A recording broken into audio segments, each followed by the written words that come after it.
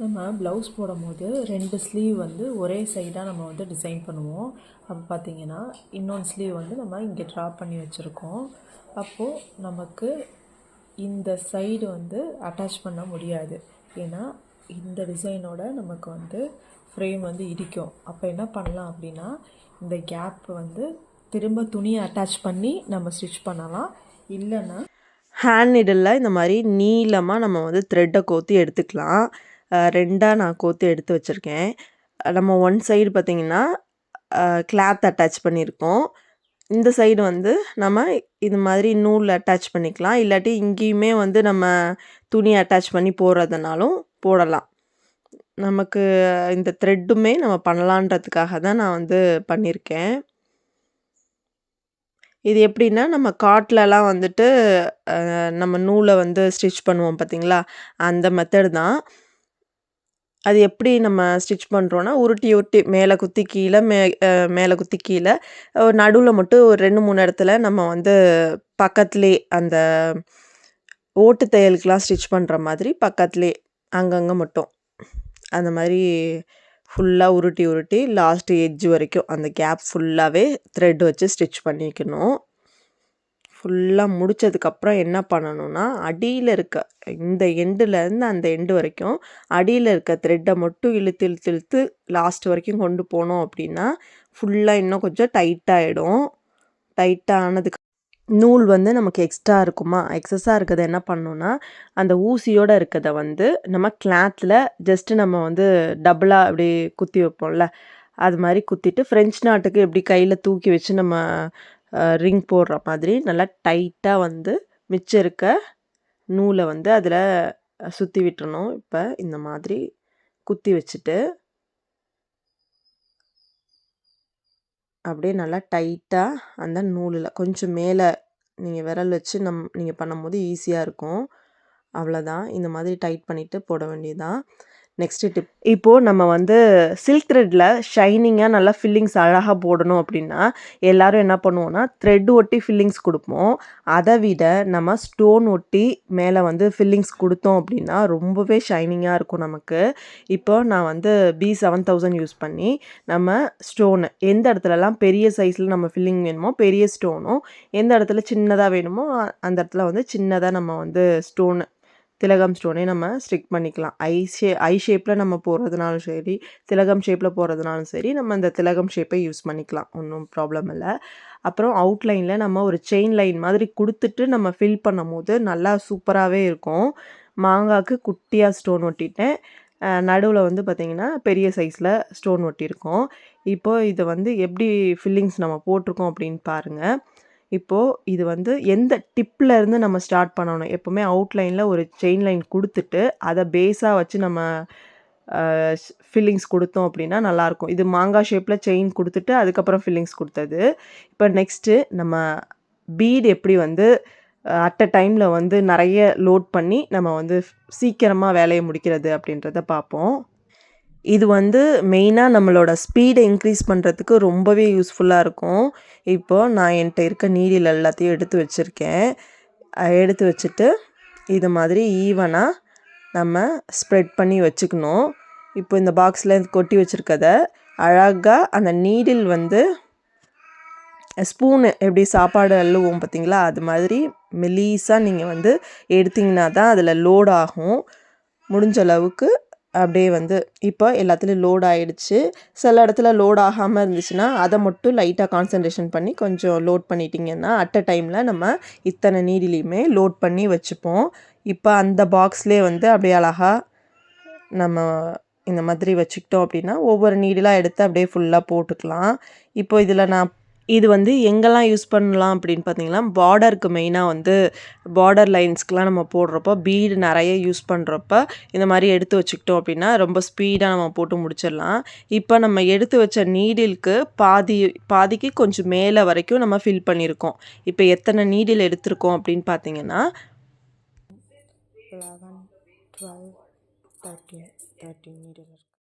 டோட்டலாக 13 ஊசி யூஸ் பண்ணியிருக்கோம். அதில் வந்து 23 நீடில் யூஸ் பண்ணியிருக்கோம், 24 நீடில் யூஸ் பண்ணியிருக்கோம், அப்புறம் வந்து 14ம் யூஸ் பண்ணியிருக்கோம். இது 3 சைஸுமே நம்ம யூஸ் பண்ணியிருக்கோம். 14 நீடில் வந்து மேக்ஸிமம் பார்த்தீங்கன்னா, கொஞ்சம் நமக்கு கொஞ்சம் தான் வந்து அதில லோட் பண்ண முடியும் பீட்ஸ. 24, 23ல நெறைய லோட் ஆகும். நம்ம என்ன பண்ணலான்னா, இத ஹோலா எடுத்துட்டு, கையில நல்லா சமப்படுத்தி ஈவனா ஆக்கிக்கோங்க. தனித்தனியா ஊசி தெரியிற மாதிரி. அதுக்கப்புறமேட்டு அத வந்து இந்த மாரி ஒரு குட்டி பாக்ஸ்ல நீங்க இன்னும் நெறையாவே நம்ம பீட்ஸ் வந்து கொட்டி வச்சுக்கலாம். எந்த அளவுக்கு நெறையா இருக்கோ, அந்த அளவுக்கு ஈஸியா இருக்கும் எடுக்கிறதுக்கு. ஸ்பூன்ல வந்து எடுக்கிற மாதிரி அழகா வந்து நீங்க வந்து லோட் பண்ணிக்கோங்க. லோட் பண்ணிட்டு, அதே பாக்ஸ்லயே நீங்க வந்து அழகா வந்து நிக்க வச்சுட்டு, ஒண்ணு ஒண்ணா எடுத்து நம்ம வந்து பார்டருக்கெல்லாம் நம்ம யூஸ் பண்ணிக்கலாம். இது நெறைய பீட் ஒர்க் பண்ணும்போது, இது நமக்கு வந்து சீக்கிரமா வேலை முடிஞ்சிரும். நம்ம வந்து சுகர் பீட் போடும்போது, நடுவுல கேப்பா இல்லாம, கரெக்ட்டா ப்ராப்பரா நம்ம எப்படி போடுறது அப்படின்றத, எனக்கு தெரிஞ்ச சில டிப்ஸ வந்து உங்களுக்கு நான் தரேன். இது எப்படி போடுறது அப்படின்றத இப்ப பார்க்கலாம். எப்படி வந்து எந்த ஹேண்ட்ல நம்ம வந்து பீட லோட் பண்ணணும், அதுக்கப்புறமேட்டு எப்படி வந்து போடணும் அப்படின்றத ப்ராப்பரா இப்ப பார்ப்போம். எப்போவுமே பீடு போடும்போது கையில் இந்த மாதிரி ஹோல்டு பண்ணி வச்சுக்கணும். த்ரெட்டில் வந்து இந்த கொக்கி பார்ட்டை மாட்டிட்டு இப்போ 2 பீடாக தான் நம்ம எப்போவுமே போடணும். கர்வ் சைட்லாம் பார்த்தீங்கன்னா ஒன்றா கூட போடலாம். இப்போ 2 கோத்துட்டு டைட் பண்ணிக்கிறோம். டைட் பண்ணி எங்கே வந்து கரெக்டாக அது கேப் இல்லாமல் இருக்கோ அந்த இடத்துல குத்தி, அப்போ வந்து நம்ம இதை வந்து ஹோல்டு பண்ண தேவையில்லை இந்த பீட்ஸை. அப்போ செயினை எடுக்கிறோம். திரும்ப மேலே இழுத்துட்டு இதை ஹோல்டு பண்ணிவிட்டு 2 மட்டும் போட்டு திரும்ப லாக் பண்ணுறோம். நெக்ஸ்ட்டு செயின் போடுறோம். செயின் போடுறப்பெல்லாம் பீட்ஸ் வந்து நமக்கு கீழே இருந்தாலும் ஒன்றும் பிரச்சனை இல்லை. இப்போ ஹோல்டு பண்ணும்போது 2 இது வச்சுட்டு மேலே மிச்சத்தை இழுத்துக்கணும். இப்போ நமக்கு கீழே குத்தும் போது நமக்கு அதை ஹோல்டு பண்ண தேவையில்லை. இப்போ திரும்ப போடுறோம். அவ்வளோதான். பீடை வந்து நம்ம மோதிர விரலில் தான் லோட் பண்ணிக்கணும். கீழே குத்தி நம்ம பீடை போடுறப்போ என்ன பண்ணோன்னா, சுண்டு விரலை யூஸ் பண்ணியும் நம்ம வந்து போடலாம். இல்லை வந்து நடு விரலை யூஸ் பண்ணியும் பீடை கீழே லோட் பண்ணி விடுவோம். இப்போ நல்லா நீங்கள் பார்த்தீங்க அப்படின்னா தெரியும். நம்ம பீடை ஃபஸ்ட்டு 2 பீடை போட்டுறோம். அது வரைக்கும் நம்ம ஹோல்டு பண்ணி வச்சுருக்கணும். ஸ்டிச்சஸ் போடுற வரைக்கும் நம்ம ஹோல்டு பண்ணி வச்சுருக்கணும். இப்போ ஒரு ஸ்டிச்சஸ் கீழே போட்டுட்டு இருக்கும் போதெல்லாம் நம்ம ஹோல்டு பண்ணணும்னு அவசியம் இல்லை. அப்புறம் 2 போட்டு மிச்சத்தை ஹோல்டு பண்ணிவிட்டு டைட் பண்ணுறோம்.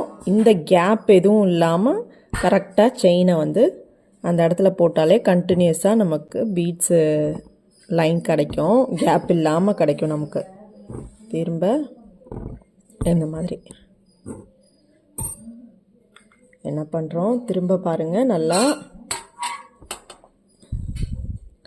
ஃபஸ்ட்டு இந்த பீடில் த்ரெட்டில் மாட்டிட்டு இந்த 2 பீடை மட்டும் கீழே விட்டுட்டு டைட் பண்ணி ஒரு செயின் போட்டுக்கிறோம். செயின் போடுறப்பெல்லாம் இந்த பீட்ஸ் வந்து நம்ம கையில் எடுக்கணும்னு அவசியம் இல்லை. போட்டாச்சு. இப்போ கையில் எல்லாத்தையும் போட்டுட்டு 2 பீடு மட்டும் த்ரெட்டில் மாட்டி விட்டுறோம். திரும்ப டைட் பண்ணி மேலே ஹோல்டு பண்ணிவிட்டு 2 மட்டும் திரும்ப அதில் கோத்துட்டு திரும்ப ஸ்டிச்சு.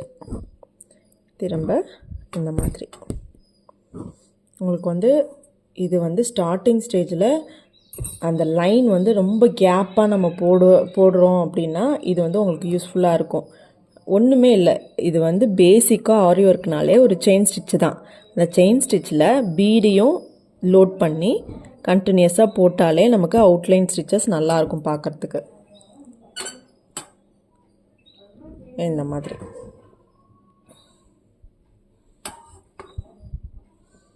இப்போ 2 பீடை மாட்டுறோம். திரும்ப குத்துறோம்.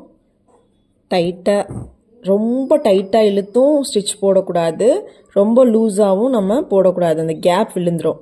எந்த இடத்துல நமக்கு வேணும்னு இப்படி வச்சு பார்த்துக்கோங்க. இந்த இடத்துல நமக்கு கேப் இல்லாமல் இருக்குது. அப்போது இந்த இடத்துல ஒரு செயினை லாக் பண்ணிடுறோம். திரும்ப பீடை வந்து லோட் பண்ணி விடுறோம். எந்த இடத்துல வந்து இந்த பீடு வந்து ஒட்டின மாதிரி இருக்கும் அந்த இடத்துல ஒரு செயின் ஸ்டிச். அவ்வளோதான். இந்த சின்ன சின்ன விஷயங்கள் வந்து உங்களுக்கு யூஸ்ஃபுல்லாக இருந்துச்சு அப்படின்னா கண்டிப்பாக கமெண்ட் செக்ஷனில் சொல்லுங்கள். நம்ம இந்த மாதிரி டிப்ஸுக்குன்னு தனியாகவும் வீடியோஸ் நம்ம போடுவோம். ஓகே ஃப்ரெண்ட்ஸ், தேங்க்யூ, பாய்.